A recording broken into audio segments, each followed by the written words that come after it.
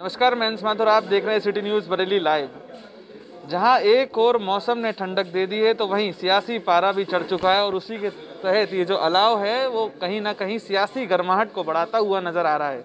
ऐसे में कैंट विधानसभा के चुनाव कार्यालय पर हम लोग मौजूद हैं। भारतीय जनता पार्टी का ये चुनाव कार्यालय, यहाँ पर क्या चुनावी चर्चा चल रही है और किस तरीके से जो लगातार ये सियासी गर्मी है जो लगातार बढ़ती चली जा रही है, चाय पर चर्चा और कभी पकौड़ी पर चर्चा, ये सारी जो लंबी जो सत्र है उनके तहत ये सारी चीज़ें यहाँ पर होती हुई नजर आ रही हैं। ऐसे में बीजेपी किस तरीके से अपनी आगे की रणनीति बना चुकी है और आगे बढ़ रही है, इस पर चर्चा करने के लिए हमारे साथ यहाँ पर जो कार्यकर्ता हैं उनसे जानते हैं वो किस तरीके से जो है आगे बढ़ रहे हैं। आज की बात की जाए तो कांग्रेस के प्रत्याशी ने भी नामांकन करा दिया है जी। इसके बाद जो मुकाबला है किस तरीके से देख रही है बीजेपी? कांग्रेस प्रत्याशी ने अपना नामांकन कराया है, बाकी सपा बसपा भी यहाँ लड़ रही हैं अपने अपने स्तर से, लेकिन वास्तव में जो अन्य पार्टियाँ हैं, भाजपा बनाम अन्य पार्टियों ने समाज को विभाजित करने का काम किया है, संकीर्णता जातिवाद पर राजनीति की है। लेकिन हम समग्रता पर काम करते हैं, सबको जोड़ने की बात करते हैं, समाज की बात करते हैं, हिंदू की बात करते हैं, राष्ट्रहित की बात करते हैं और प्रथम राष्ट्रहित, यही ध्येय लेकर के हम काम करते हैं।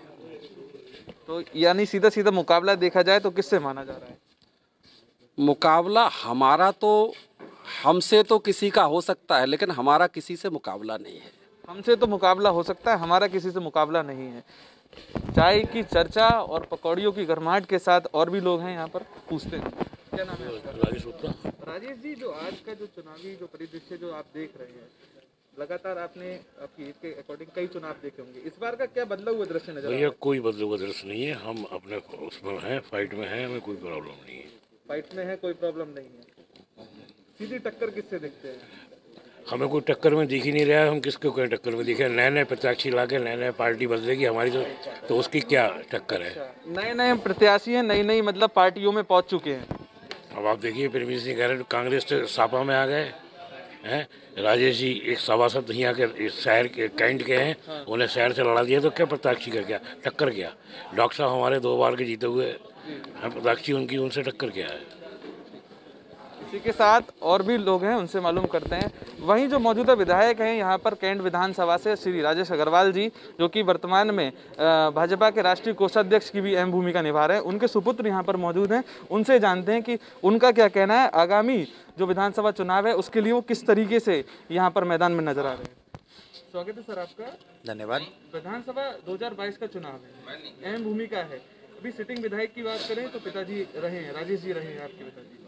अब आप भी जो है मैदान में नजर आ रहे हैं, किस तरीके से जुट रहे हैं यहाँ पे? सब लोग पूरी तरह जुटे हुए हैं और जहाँ तक मैं समझता हूँ भारतीय जनता पार्टी ने जो विकास कार्य कराए हैं, तो मैं ये समझता हूँ कि हम लोग बड़े आराम से इत्मीनान से चुनाव लड़ रहे हैं, हमें कोई टेंशन नहीं है किसी भी तरह की। हम लोग पूर्ण बहुमत की सरकार बना रहे हैं और आप ये विश्वास जान के चलिए कि कैंट की सीट कम से कम 50,000 वोटों से हम जीत रहे हैं। एक बात यहाँ पर एक जुटती है यहाँ पर कि देखा जाए तो बीजेपी का गढ़ कहने वाली बात होती है, लेकिन कांग्रेस की ही अभी प्रत्याशी जो थी वो अब सपा में शामिल हो गई। कांग्रेस के एक प्रत्याशी ने आज नामांकन कराया है, हर कोई अपनी अपनी दावेदारी ठोक रहा है। ऐसे में बीजेपी अपना गढ़ बचाने के लिए एक तरीके से क्या क्या करने वाली, क्या एजेंडे जो इस बार के नए विशेष रहेंगे? अगर एजेंडे की बात करें तो मैं जो है वो अपना जो मेरा प्रोग्राम है या जो मुझे करना है मैं सार्वजनिक क्यों करूं? ठीक है, जनहित में पहुंच रहे हैं। मेरी जो है जो अपनी पॉलिसी है जी, जो कि मेरे को जो है वो करना है, मैं उसको सार्वजनिक क्यों करूंगा भाई? जी। और रहा जहाँ तक जो है वो कांग्रेस बसपा सपा, कोई जो है वो आमने सामने नजर नहीं आएगा कि भाजपा का गढ़ है, था, है और रहेगा। भाजपा का गढ़ है, था, रहेगा, ये विश्वास? बिल्कुल विश्वास है, पूर्ण विश्वास है। और आप ये विश्वास भी मानिए कि हम जो है पुनः जो है पूर्ण बहुमत के साथ उत्तर प्रदेश में सरकार बना रहे हैं। प्रधानमंत्री जी के निर्देशन में, योगी जी के नेतृत्व में। एक बहुत बड़ी बात कि प्रधानमंत्री और योगी जी के नेतृत्व में, यानी कि डबल इंजन की सरकार के नेतृत्व में एक बेहतर तरीके से प्रदर्शन करती हुई बीजेपी नजर आएगी और आगे सरकार बना रही है।